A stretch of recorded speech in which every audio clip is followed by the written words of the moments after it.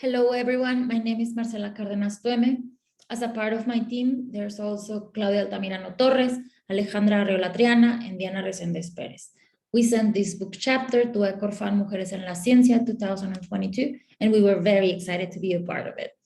The name of our book chapter was Modeling of Human Polyglutamine Neurological Disorders in Drosophila. You can find us at Universidad Autónoma Nuevo León in Facultad de Ciencias Biológicas, Departamento de Biología Celular y Genética, en la Unidad de Biología del Desarrollo. First of all, I would like to start talking about polyQ diseases.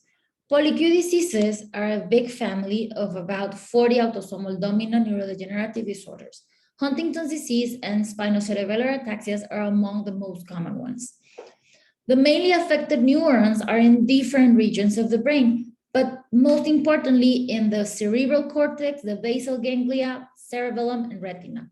Some of the symptoms include chorea, ataxia, cognitive impairment, and eye degeneration. The molecular mechanism that is shared between all of these diseases is just one: the increased number of CAG repeats in the affected gene. Let's remember that CAG codes for the amino acid glutamine. What we consider a healthy protein is whenever a protein has from 35 to 50 glutamines in its peptide chain. However, we can consider a mutant protein whenever we can find from 40 to 100 of these repeats, depending on the protein. The proteins are involved in different functions and mechanisms across the human body. And these mutant proteins tend to misfold and form aggregates. These aggregates may interfere with protein function or nuclear and cellular mechanisms. For instance, we have this picture over here where I'm going to show you how it is that these polyQ expansions affect the protein. We have case number 1 and case number 2. In the first block, you can see a normal polyQ extension. The polyQ are highlighted in pink. Let's remember that this is just an example. We have 5 polyglutamines. These 5 polyglutamines do not represent an expansion of polyglutamines. So this peptide change is going to properly fold into an alpha helix. And this alpha helix is going to promote and keep on working with normal brain function. However, in the case of mutant expanded polyglutamine, which is highlighted in pink, in this case, this protein is not going to properly fold into an alpha helix, but instead is going to misfold into beta-rich and soluble protein aggregates. And within time, these aggregates are going to cause, sooner rather than later, a polyQ disease. This polyQ disease is going to be characterized by cell death and neurodegeneration. The molecular mechanisms among the polyglutamine diseases is pretty much the same. Well, the mutation is the same among all of them, but different proteins are affected according to the disease that the person has. For instance, in Huntington's disease, the protein that is affected is huntingtin. These huntingtin aggregates interfere with axonal transport, transcription, translation, and synaptic function in the affected neurons.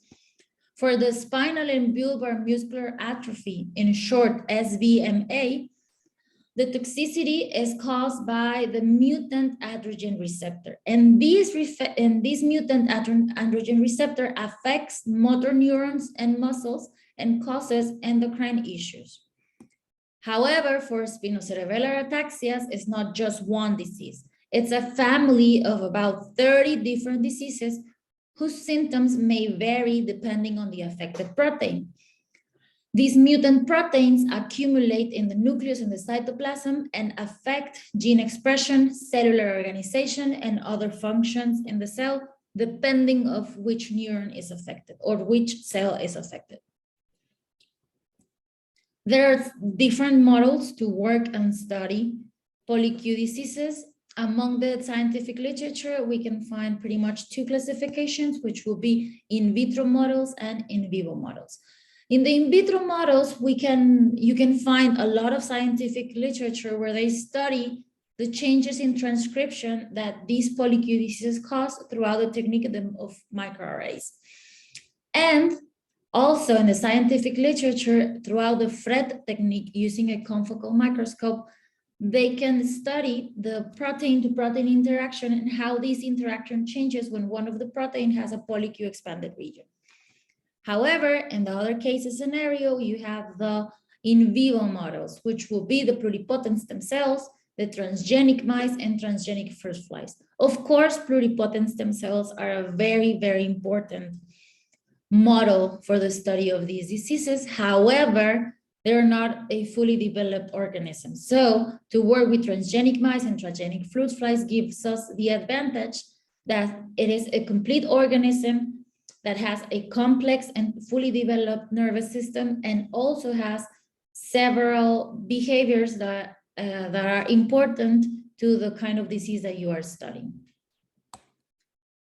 We chose Drosophila melanogaster as a model. Why did we choose Drosophila melanogaster as a model? Well, Drosophila has been used across all of the labs of the world since the 1900s. It's very well studied and we already know its genome. It's small and easy to maintain and manipulate. About 75% of the genes that are involved in some kind of diseases, in some kind of disease in the human have an homologue in fruit flies. Also, even though you see a very small fly, these flies have a complex and fully developed nervous system, and they also tend to show specific behaviors that makes it ideal to study neurodegenerative diseases. There are already models in the fruit fly for Alzheimer's disease, Parkinson's, different tauopathies, ALS, and of course, different polyQ diseases like the one we worked with. How did we make the fly? How did we make a transgenic fly? How did we achieve to have a fly with a polyQ disease? Well, we inserted the genes that cause SCAS17, which is the disease that we worked with, into the fly. But how did we insert these genes? Well, we used a system that is called the GAL4 USA system. This system was described in 1993 by Brandon Perrimon, and it is very well known across the labs that work with Drosophila melanogaster across the world. In short words, we have two lines, the GAL4 producer line and the reporter line with the USA sequences. What happens is that the producer line encodes the GAL4 transactivator protein under the control of a tissue-specific promoter. In this case, GMR, which is a promoter that directs the expression of the protein to the eye. Then the reporter line, which is over here, contains a gene encoding the protein of interest. In this case, being human TBP with 34 polyQs and 80 polyQs. This gene is under the control of the UAS sequence, where GAL4 binds and activates the transcription of these proteins. When you cross both lines, the progeny that contains both transgenes, which will be GAL4 and UAS, in a tissue-specific manner, will express a GAL4 protein, will bind to this sequence and allow the transcription of these proteins. And then we have flies expressing the HTBP with 34 polyglutamines and HTBP with 80 glutamines, only in the region of interest. In this case, which was the eye of the fly. In the next slide, I'm going to show you the experiment. These are the results that we got. We expressed in the eye of the fly both proteins, HTBP with 34 polyQs and HTBP with 80 polyQs. These are the pictures of the eyes of the fly's eyes by day 1, and by day 50, it's over here. You can see the changes in the color of the eye. With 34 polyQ, which is a non-expanded polyQ region, you can see that there are no changes in the eye. There's still organization and the color remains pretty much the same. However, by day 50 with the HTBP with 80 polyglutamine section, you can see the decolorization of certain regions and the misorganization of the omatidas in the eye of the fly. This was developed in our lab using a transgenic fly that expressed a human TVP protein with 80 polyQ in their eyes. And as I've told you, after 50 days, the flies with the mutant protein degenerated with age, as shown by eye color and ommatidia degeneration. Drosophila cannot only be used to study polyQ diseases. There is plenty of scientific literature where they have used Drosophila in drug screening. And this is a very useful model for testing new drugs. Imagine having a lot of flies and testing a lot of molecules at the same time, because you don't need that much space as if you were working with mice. Humanized Drosophila can help determine the adequacy of a drug before reaching more expensive and time-consuming rodent assays or clinical trials. Drug mechanisms may also be easier to elucidate in fruit flies because their genome is fully sequenced, and thanks to their reduced genetic redundancy. How is it that this works? Well, we have Drosophila melanogaster with the desired genotype. You have tons and tons of flies with the desired genotype. These flies are kept until they reach the desired age in normal food, and then you change these flies into a new tube with food that contains the drug being tested in the desired concentration. And with these flies, you can evaluate toxicity, the change in phenotype and behavior, which makes Drosophila a great and useful model for testing new drugs.